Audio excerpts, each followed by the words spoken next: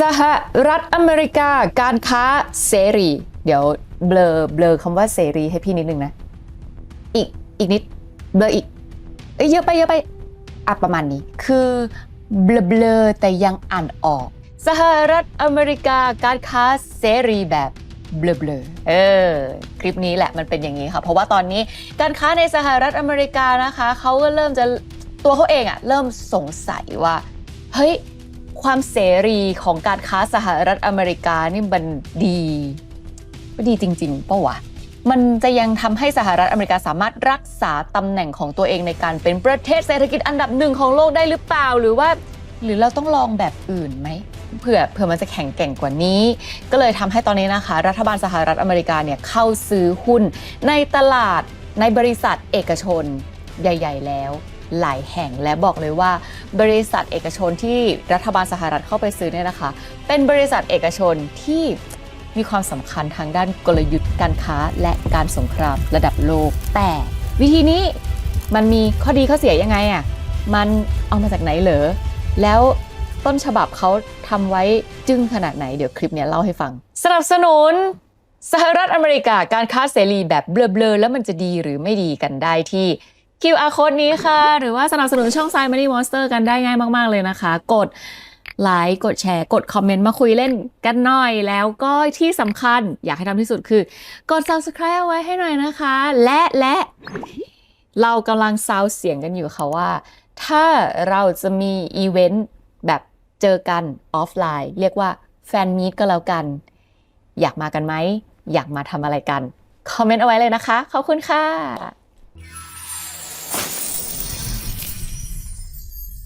คืองี้นะสหรัฐอเมริกา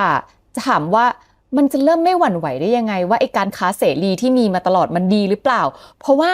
เร็วๆนี้เลยเนาะสหรัฐอเมริกามี OpenAI มี ChatGPT จีนปา Deepfake ใส่สะเทือนสหรัฐอเมริกาเจ้าแห่งนวัตกรรมอันดับหนึ่งด้านเทคโนโลยีของโลกไม่มีใครมาแซงได้อันนี้เรื่องจริงแต่จีนบอกว่าฉันไม่เน้นทำก่อนฉันทำทีหลังก็ได้แต่ได้กำไรเยอะกว่าเพราะฉันทำได้ถูกกว่าอันนี้อเมริกาก็เริ่มแบบดีไหมนะแล้วถ้าจะย้ำกันเรื่องความแบบซูเปอร์ไฮเทคกันอีกครั้งหนึ่งในสหรัฐอเมริกาก็ใช่ก็อย่างที่บอกไปแหละว่าอเมริกานวัตกรรมใดๆเทคโนโลยีคุณอันดับหนึ่งของโลกอยู่แล้วไม่มีใครเทียบเท่าคุณได้ค่ะแล้วก็บริษัทที่แบบ AI ไฮเทคที่ใหญ่ที่สุดในโลกรวมกันแล้วก็คือที่อเมริกาหมดเลยไม่มีใครเทียบได้แต่จีน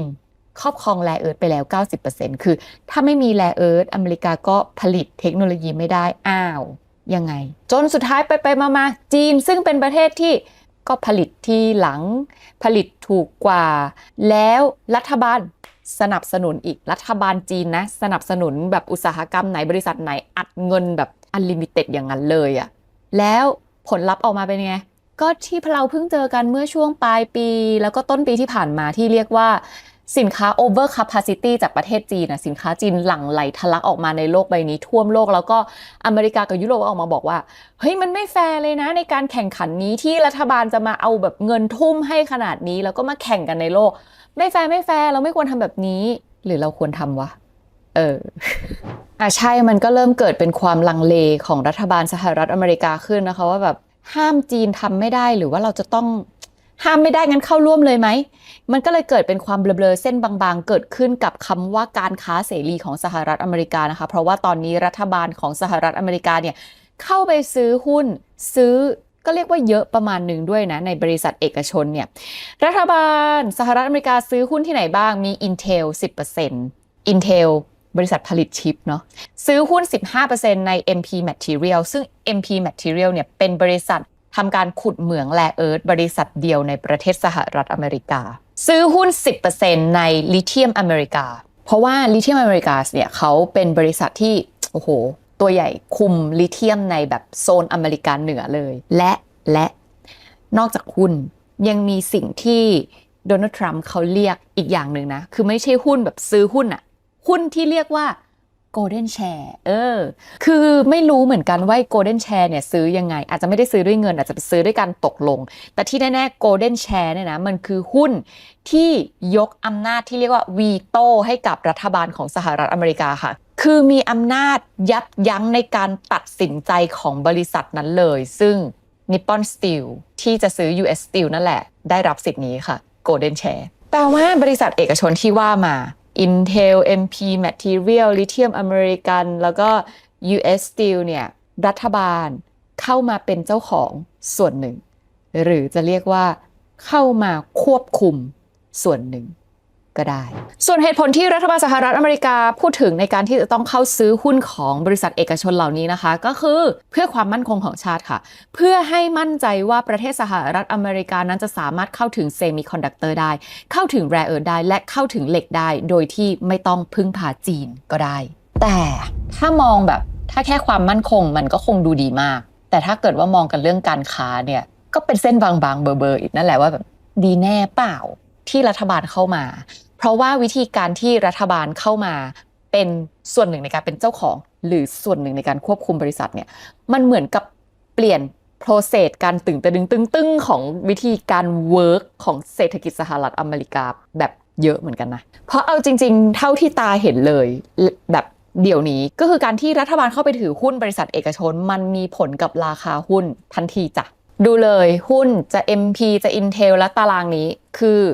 รายการหุ้นที่โดนัลด์ทรัมป์เข้าไปซื้อและมันขึ้นแปลว่าการที่รัฐบาลเข้าไปซื้อหุ้นนอกจากมีผลต่อราคาหุ้นใช่ป่ะแน่ๆแล้วมันมีผลต่อราคาหุ้นนะเพราะว่าอะไรเพราะมันมีผลกับการตัดสินใจของนักลงทุนเพราะฉะนั้นมันจะมีผลต่อรายได้มีผลต่อกำไรและมีผลต่อผู้บริหารถูกปะมันเป็นการเปลี่ยนเกมการแข่งขันในตลาดเหมือนกันนะเพราะอะไรเพราะมันแปลว่ารัฐบาลตัดสินใจซื้อหุ้นของใครหุ้นคนนั้นขึ้นอย่างเงี้ยก็แปลว่า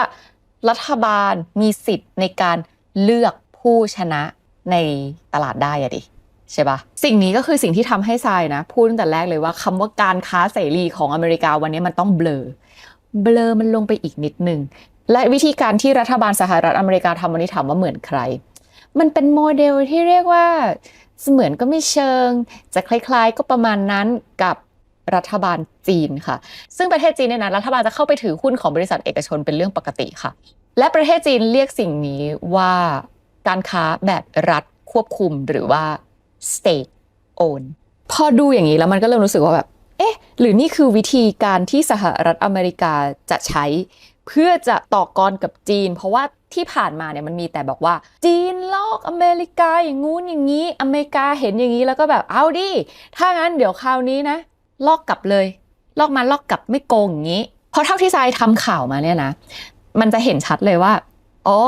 โมเดลของประเทศจีนอ่ะเขาเป็นอย่างนี้อยู่แล้วเขาเป็น state own เป็นรัฐถือหุ้นของเอกชนปกติเลยเรียกว่าหุ้นในตลาดทุนของจีนเนี่ยนะ 71% มีรัฐบาลถือค่ะและที่ประเทศจีนเนี่ยก็เหมือนกับว่าถ้าบริษัทไหนเนี่ยได้รับการสนับสนุนจากรัฐบาลมันจะเป็นส่วนหนึ่งในเขาเรียกว่าคุณสมบัติที่ดึงดูดนักลงทุนเหมือนกันนะยกตัวอย่าง SMIC บริษัทผลิตชิปที่ใหญ่ที่สุดของจีนตอนนี้ใครๆก็รู้เขาประกาศกันว่าแบบรัฐบาลสนับสนุนน่ะสนับสนุนทั้ง subsidies ทั้งแบบเงินกู้ดอกเบี้ยต่ำอะไรใดๆแต่ว่าสมิธก็คือกำไรไม่ได้หนามากนะก็กำไรค่อนข้างบางเพราะว่าราคาอะไรใดๆคือรัฐบาลมีส่วนในการสามารถสั่งการควบคุมได้อยู่แต่พอนักลงทุนแบบบางคนเขาเห็นข้อมูลเนี้ยว่าไอ้บริษัทเนี้ยนะเป็นบริษัทผลิตชิปที่ใหญ่ที่สุดในจีนแถมเป็นบริษัทที่รัฐบาลจีนแบบสนับสนุนเงินอีกก็มีส่วนที่ทำให้นักลงทุนเข้าซื้อเหมือนกันซึ่งรัฐบาลจีนเนี่ยค่ะเขาใช้วิธีการเข้าไปถือหุ้นในบริษัทเอกชนเป็นหนึ่งในกลยุทธ์ทางการค้าของประเทศจีนเลยเพื่อที่จะทำให้เศรษฐกิจมันแบบ leverage หรือว่าการเติบโตแบบขยายและถามว่ารัฐบาลจีนเนี่ยเขาใช้กลยุทธ์นี้สำเร็จไหมสำเร็จเพราะการที่รัฐบาลเข้าไปสนับสนุนในอุตสาหกรรมของจีนเนี่ยนะมันทำให้ประเทศจีนเนี่ยจากที่เขาสามารถทำ economy of scale ได้ดีอยู่แล้วเพราะว่าคนเขาเยอะใช่ปะยิ่งรัฐบาลสนับสนุนเข้าไปอีกeconomy of scale คือทำให้การผลิตสินค้ามันถูกลงเพราะว่าผลิตได้จำนวนยิ่งรัฐบาลเอาเงินเข้ามาสนับสนุนอีกมันก็จะยิ่งทำให้ต้นทุนการผลิตของจีนมันต่ำลงไปอีกค่ะแล้วมันก็จะทำให้จีนเนี่ยเขามี advantage หรือว่ามีข้อได้เปรียบในการแข่งขันสูงมากๆโดยเฉพาะถ้าส่งไปแข่งขันกับต่างประเทศจนกระทั่งทำให้เมื่อปลายปีที่ผ่านมาเมื่อต้นปีที่ผ่านมาเนี่ยนะคะมันมี กระแสเรื่องว่าสินค้าจีน over capacity อะค่ะก็คือแบบล้นทะลักออกมาขายทั่วโลกเลยนะคะโดยเฉพาะที่ยุโรปที่อเมริกาอะไรอย่างเงี้ยคือต่อต้านมากๆออกมาพูดเลยว่าประเทศจีนถ้าจะแข่งขันกันระดับโลกแล้วแข่งแบบเนี้ยรัฐบาลสนับสนุนเงินมันไม่แฟร์มันเป็นการแข่งขันที่แบบไม่ได้ดิยุโกงอะไซก็เลยคิดว่ามันทำให้พออเมริกาเห็นอย่างนี้แล้วนะเฮ้ยเอาวะเราจะไปบังคับจีนให้มาเป็นดั่งใจของสหรัฐอเมริกาคงไม่ได้สิ่งเดียวที่เราเปลี่ยนได้คือตัวเราถ้าอย่างนั้นเราเปลี่ยนเราให้เป็นแบบจีนมั่งดีไหมมันก็เป็นอะไรที่ก็น่าคิดเพราะว่าวันนี้ก็คือเริ่มทำแต่จากที่ทรายทำข่าวมานะถ้าจะเรียนแบบวิธีการแบบรัฐควบคุมการค้าของจีนจริงๆเนี่ยทำแค่ซื้อหุ้นบริษัทเอกชนมันยังไม่พอมันยังไม่ครบเซตถ้าจะทำให้ครบเซตมันจะทำเพิ่มอีก2-3อย่างเช่นอย่าเอาแค่ซื้อหุ้นอัดฉีดเงินเข้าไปเลยอัดฉีดเงินตรงๆจากรัฐบาลเนี่ยแหละประเทศจีนเขาทำแบบให้เงินสนับสนุนไปเลยหรือไม่ก็ให้เงินกู้ดอกเบี้ยต่ำอะไรแบบนี้เขาเรียกว่า state subsidies หรือว่าควบคุมค่าเงินหรือจริงๆอเมริกาก็ควบคุมค่าเงินของตัวเองได้อยู่แล้วในกลไกที่ดูเหมือนจะโปร่งใสอะไรแบบนี้ซึ่งประเทศจีนเนี่ยเขาเป็นประเทศที่สามารถควบคุมค่าเงินเรียกว่า currency manipulation ทำได้ประเทศอื่นทำได้หรือเปล่าไม่รู้แต่ประเทศจีนทำกลับมาที่สหรัฐอเมริกาพูดถึงสหรัฐอเมริกาไปซื้อหุ้นเอกชนอะไรใดๆอย่างนี้นะก็รู้แหละว่าสหรัฐอเมริการัฐบาลเขาเงินเยอะแน่ๆอยู่แล้วการที่จะมีเงินไปซื้อหุ้นเอกชนมันก็คงไม่ได้แปลกอะไรแต่ก็อยากรู้อยู่ดีแหละว่างั้นเอาเงินส่วนไหนที่ไปซื้อหุ้นเอกชนเพราะว่าเงินที่ซื้อมันก็ไม่ได้น้อยเนาะเริ่มจากซื้อหุ้น 10% ของ Intel เอาเงินมาจากตรงไหนเขาเอาเงินมาจาก Chip and Science Act ค่ะซึ่งเอามาเปลี่ยนเป็นสภาพคล่องไปเลยแทนที่จะแค่มอบเงินช่วยเหลือให้กับโรงงานสนับสนุนอะไรอย่างเงี้ยก็เอาเงินตรงนั้นแหละไปซื้อหุ้นของ Intel ซึ่งกระทรวงการคลังแล้วก็กระทรวงพาณิชย์ของสหรัฐอเมริกานะคะเขาก็ไปเจรจาว่าเนี่ยถ้ารัฐจะสนับสนุนเงินเนี่ยแหละให้หุ้นมาสัก 9.9% ได้ไหมล่ะเรียกว่า 9.9% เป็นจุดเริ่มต้นนะเพราะว่ารัฐบาลบอกว่าถ้าอยากได้เงินช่วยเหลือเนาะแบบก็เอาหุ้นมา 9.9% แล้วก็ขอสิทธิ์ในการซื้อเพิ่มด้วยถ้าเกิดว่ารัฐบาลสนับสนุนเงินนี้ไปแล้ว Intel แบบเติบโตประสบความสำเร็จอะไรอย่างเงี้ยก็ next station รัฐบาลขอซื้อเพิ่มส่วน MP Material รัฐบาลไปได้หุ้นมาในรูปแบบของการทำสัญญาที่เป็นข้อตกลงว่าให้รัฐบาลสหรัฐอเมริกาจะต้องเข้าถึง Mineral Rare Earth แร่หายากได้ถ้าให้เงินสนับสนุนอย่างต่อเนื่องข้อตกลงนี้ก็เลยทำให้รัฐบาลสหรัฐอเมริกานะคะได้หุ้นของ MP Material ไป 15% พร้อมทั้งมีอิทธิพลต่อราคาและกฎเกณฑ์การส่งออกของบริษัท MP Material ด้วยส่วนที่ลิเธียมอเมริกานะคะก่อนหน้านี้เนี่ยรัฐบาลมีคุยกับลิเธียมอเมริกาอยู่แล้วว่าจะให้เป็นเงินกู้จำนวน 2,300 ล้านดอลลาร์สหรัฐเพื่อสนับสนุนให้สร้างเหมืองลิเธียมที่เนวาดาแต่ทีเนี้ยแทนที่จะให้กู้เฉยๆใช่ปะก็บอกเลยว่าถ้าเกิดว่าจะให้กู้ขอสิทธิ์ในการซื้อหุ้นได้ไหมแบบรัฐบาลก็คือขอสิทธิ์ในการซื้อหุ้น 10% แลกกับเงินกู้นี้อีกอันหนึ่งที่น่าสนใจใครจำข่าวเรื่องที่สหรัฐอเมริกาไม่ยอมขาย US Steel ให้กับ Nippon Steel ของญี่ปุ่นได้ไหมคะคือตอนนั้นมันเป็นข่าวแบบใหญ่โตประมาณนึงเหมือนกันนะเพราะว่า Nippon Steel จากญี่ปุ่นเขาก็มาคุยมาเจรจาอะไรในการซื้อ US Steel ไปเรียบร้อยแล้วแต่ว่าตอนนั้นรัฐบาลบอกว่าไม่ขายให้ญี่ปุ่นด้วยเหตุผลเรื่องความมั่นคงของประเทศตอนนั้นก็ยังแบบมันก็ยังเป็นข้อสงสัยว่าแบบทำไมถึงไม่ขายนะอะไรอย่างเงี้ยญี่ปุ่นเขาก็ออกมาโกรธว่าแบบญี่ปุ่นเนี่ยนะเป็นคนที่แบบว่ามีส่วนในการทำให้เศรษฐกิจของสหรัฐอเมริกาแบบมั่นคงขึ้นนะจ้างคนอเมริกาเยอะเลยทำไมแบบเนี่ยตกลงกันแล้วถึงไม่ขายจนถึงตอนนี้เราถึงบางอ้อรู้กันแล้วนะคะว่าทำไมถึงไม่ขายเพราะมันเป็นเรื่องของความมั่นคงของชาติจริงๆค่ะซึ่งทำเนียบขาวเขาก็ออกมาบอกแล้วว่าข้อตกลงนี้จะสำเร็จได้ถ้า Nippon Steelให้สิทธิ์ที่เรียกว่า Golden Share กับรัฐบาลสหรัฐอเมริกาค่ะซึ่ง Golden Share เนี่ยมันหมายถึงอำนาจในการวีโต้คืออำนาจในการที่จะสั่งห้ามหรือว่าสั่งระงับการตัดสินใจอะไรใดๆของบริษัทได้เลยนะคะอย่างเช่นว่าการปิดโรงงานหรือว่าการห้ามไม่ให้ขายให้ต่างประเทศการแต่งตั้งผู้บริหารหรือว่าอะไรอื่นๆเลยที่สหรัฐอเมริกาจำเป็นจะต้องสั่งได้ถ้ามันเกิดแบบคุกคามความมั่นคงของสหรัฐอเมริกาขึ้นมาอะไรแบบนี้ มันก็เลยทำให้ตอนนี้รัฐบาลสหรัฐอเมริกาคือสามารถเข้าซื้อหุ้นของบริษัทเอกชนได้โดยที่แบบไม่ได้ต้องออกกฎหมายอะไรใหม่เลยก็จะไปแลกโดยการที่เงินที่จะใช้สนับสนุนนี้ถ้ายังอยากได้ก็ให้สิทธิ์ในการซื้อหุ้นมาหรือว่าข้อตกลงอะไรใดๆว่าถ้าเกิดว่าอยากได้รับการอนุมัตินี้ก็ขายหุ้นมาหรือว่าให้เป็นโกลเด้นแชร์อะไรแบบนี้ถ้างั้นถามว่าอันนี้มันใหม่จริงหรือเปล่ารัฐบาลสหรัฐอเมริกาไม่เคยซื้อหุ้นบริษัทเอกชนหรอเรียกว่าไม่ได้ซื้อหุ้นถ้าจะให้เงินก็ให้เงินสนับสนุนแบบอุตสาหกรรมไปเลยอย่างเงี้ยมีเพราะฉะนั้นวิธีการที่ให้เงินไปเลยกับซื้อหุ้นต่างกันมากๆนะให้เงินก็คือให้เงินแล้วจะไปทำสัญญาข้อตกลงอะไรก็ว่าไปแต่ซื้อหุ้นมันคือทำให้รัฐบาลมีส่วนเป็นเจ้าของไงจะ 10% 15% อะไรก็ว่าไปและอย่างที่ทรายบอกไปตั้งแต่ตอนต้นว่าการที่รัฐบาลเข้าไปมีส่วนเป็นเจ้าของกับบริษัทมันมีผลกับการแข่งขันในตลาดที่มันเหมือนเปลี่ยนกติกาเหมือนเปลี่ยนเกมได้เลยอะและมันไม่ได้เปลี่ยนแค่เปลี่ยนใจนักลงทุนมันเปลี่ยนวิธีการคิดวิธีการบริหารของบริษัทที่ถูกรัฐบาลซื้อได้เหมือนกันนะคือการที่รัฐบาลจะสามารถเข้าไปซื้อหุ้นเอกชนได้สิ่งนี้จะสามารถเปลี่ยนแรงจูงใจในการดำเนินธุรกิจของบริษัทได้และมีโอกาสทำให้เกิดการคอร์รัปชันขึ้นได้สมมติว่าให้ทรายหรือว่าทุกคนที่กำลังดูอยู่เนี่ยจินตนาการเอาเองว่าฉันคือเจ้าของบริษัทเอกชนขนาดใหญ่แห่งหนึ่งของประเทศแล้วคิดว่าถ้าเรารู้ว่ารัฐบาลมาซื้อหุ้นเราแล้วราคาหุ้นเราจะขึ้นรายได้เราจะขึ้นกำไรเราจะขึ้นเพราะมันจะทำให้นักลงทุนอยากจะเอาเงินมาลงกับเรามากขึ้นเราอาจจะเปลี่ยนแรงจูงใจจากการที่ความพยายามที่จะแข่งกับบริษัทอื่นหรือความพยายามที่จะพัฒนาสินค้าและบริการของเราไปเป็นความพยายามที่อยากจะหาวิธีในการเอาใจรัฐบาลเพื่อให้รัฐบาลเอาเงินมาลงที่เราเพื่อซื้อหุ้นของเราเลยหรือเปล่าเพื่อที่เราจะได้แบบโตแบบติดสปีดแบบนั้นมันมีความเป็นไปได้ว่าบริษัทเอกชนอาจจะต้องแบ่งเงินที่เคยเอาไว้ทำ R&D Research and Development พัฒนาวิจัยสินค้าและบริการนะแบ่งออกมาเงินที่ใช้ในการทำ PR หรือ Marketing แบ่งออกมาเพราะสิ่งนี้มันเกิดขึ้นจริงในประเทศที่รัฐบาลเข้าซื้อหุ้นในบริษัทเอกชนได้และมันมีส่วนทำให้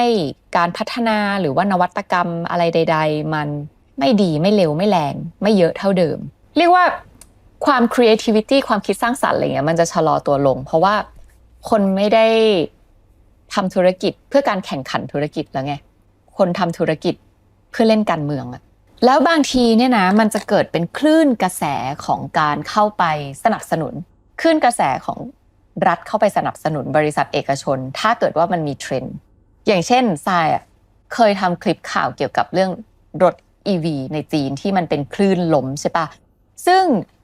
บริษัท EV ในประเทศจีนมันมีอยู่ช่วงหนึ่งที่แบบโอ้โหล้มกันเยอะมากเป็น100บริษัทเลยเพราะว่าบริษัทเหล่านั้นได้รับการสนับสนุนจากรัฐบาลท้องถิ่นค่ะแปลว่าบริษัทเหล่านั้นไม่จำเป็นที่จะต้องแข่งขันหรือทำผลิตภัณฑ์ให้ดีหรือขายให้ได้เพื่อที่จะสร้างกำไรหรือสร้างรายได้ได้เยอะๆเพราะว่ารายได้หลักของบริษัทพวกนั้นคือมาจาก state subsidy การสนับสนุนของรัฐบาลเอกชนมันก็เลยทำให้จนสุดท้ายที่สุดแล้วเนี่ยนะมันไม่แข็งแรงค่ะบริษัทพวกนั้นแล้วมันก็เลยล้มไปจนกระทั่งตอนนี้เหลืออยู่ก็คือบริษัทที่มันแข็งจริงๆสำหรับ EV จีนแล้วที่สำคัญพอมันมีวิธีการที่รัฐบาลเข้าไปแทรกแซงเข้าเป็นเจ้าของกิจการได้แล้วเปลี่ยนใจนักลงทุนให้เงินไปลงในกิจการนั้นได้มันเท่ากับอะไรมันเท่ากับเงินมันจะย้ายจากบริษัทที่ตั้งอกตั้งใจทำธุรกิจทำสินค้าและบริการทำเศรษฐกิจให้ดีย้ายไปอยู่ในบริษัทที่เล่นการเมืองแล้วมันก็เลยจะทำให้มีแนวโน้มว่าเศรษฐกิจโดยรวมมันจะอ่อนแอลงค่ะแต่มันก็ไม่ใช่ทั้งหมดเพราะถามว่ารัฐบาลเข้ามาถือหุ้นในบริษัทเอกชนไม่ดีจริงเหรอจีนเขาก็ถือไปแล้ว 71% นะไม่ดีจริงเหรอเศรษฐกิจจีนก็ดูโตเนาะแต่ก็ต้องเข้าใจนะว่าเศรษฐกิจจีนที่ว่าดูโตมันมีแบบแบ่งชั้นว่าไอ้ที่สุดก็สุดเลยไอ้ที่โตก็คือโตเลยแล้วรัฐบาลก็เข้ามามีส่วนแทรกแซงแต่การที่สหรัฐอเมริกาบอกว่ารัฐบาลมาซื้อหุ้นของเอกชนตอนนี้มันดีหรือไม่ดีก็อย่างที่บอกแหละข้อเสียมันมีแต่ว่าเขาจะหาวิธีกันยังไงแต่ถามว่ามันเป็นกลยุทธ์ที่ดีไหมมันก็เป็นกลยุทธ์ที่ ที่ดีและถ้าไม่ทำตอนนี้ก็ไม่รู้จะทำตอนไหนแล้วเหมือนกันนะเพราะว่าจีนก็คือชนะแรเอิร์ธไปเรียบร้อยแล้วจีนก็คือมีแนวโน้มว่าแบบพร้อมที่จะกระโดดและพร้อมที่จะแซงอยู่อะซึ่งการที่รัฐบาลสหรัฐอเมริกาเข้ามาถือหุ้นตรงนี้เนี่ยมันก็เป็นตัวการันตีใช่ป่ะว่ารัฐบาลสหรัฐอเมริกาจะต้องเข้าถึงชิปได้เข้าถึงแรเอิร์ธได้เข้าถึงเหล็กให้ได้เข้าถึงลิเธียมให้ได้แล้วถามว่าสหรัฐอเมริกาเข้ามาถือหุ้นของบริษัทเอกชนมันมีข้อดีไหมใช่ว่ามันมีข้อดีนะเพราะอะไรเพราะจีนถึงแม้ว่าตอนนี้จะยังไม่ใช่เบอร์หนึ่งแต่เป็นเบอร์สองที่เหมือนแบบพร้อมถีบมากๆแล้วจีนก็คือชนะไปหลายกระดานแล้วนะไม่ว่าจะเป็นการครอบครองแรเอิร์ธจีนครอบครองแรเอิร์ธ 90% ของโลกใบนี้การครอบครองลิเธียมจีนก็ควบคุมการผลิตลิเธียมไปแล้ว 70% ของโลกใบนี้โซลาร์พาเนลอีกอะจีนควบคุมการผลิตโซลาร์พาเนลไปแล้ว 80% ของโลกใบนี้แปลว่าอะไรสหรัฐอเมริกาแพ้จีนไปแล้ว3กระดานรวดถ้าไม่เร่งหากลยุทธ์ในการที่จะมาทำอะไรก็ได้ตอนนี้ก็ไม่รู้จะทำตอนไหนแล้วส่วนเราในฐานะนักลงทุนข้อมูลนี้เราก็รับทราบไว้แล้วเอาไปพิจารณากันอีกทีหนึ่งเนอะ